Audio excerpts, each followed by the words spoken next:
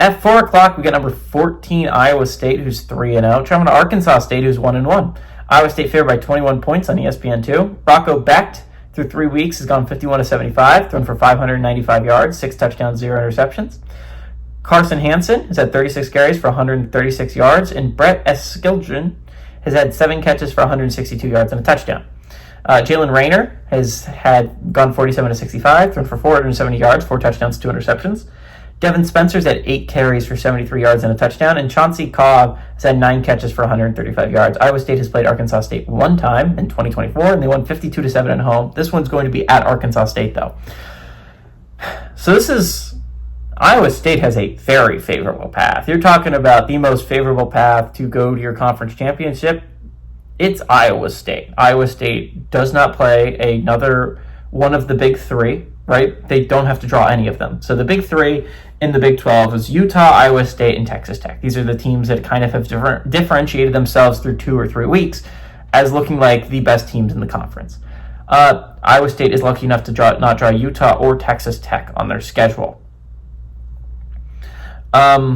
The big games are going to be later in the year, right? They still have some early ones, but they still have to play BYU. That is going to be a massive game. They still have to play Texas. They still have to play Arizona State. That is going to be a massive game, and they have to play TCU. That's going to be a massive game. Those are the 3 games that I think I'm circling if I'm an Iowa State fan. But 2 of those are at home. You're lucky enough to get 2 of those at home if you're an Iowa State fan. I think it's going to be really interesting. Against the Big 12 is just a crapshoot. You don't know which teams are going to be good, which teams are going to be bad in any given year. But Iowa State has looked the part of being a really good team. They got a good out-of-conference win against a good Iowa Hawkeyes team. Again, the Kansas State win is probably not going to line up as one of the better wins of all time. But Iowa State is still happy to get that. And again, they're sitting 3-0. They're sitting pretty as the Big 12 favorite. Arkansas State, on the other hand, I said last week, is you get 2 games against Power 4 opponents. You probably got to go 1-1.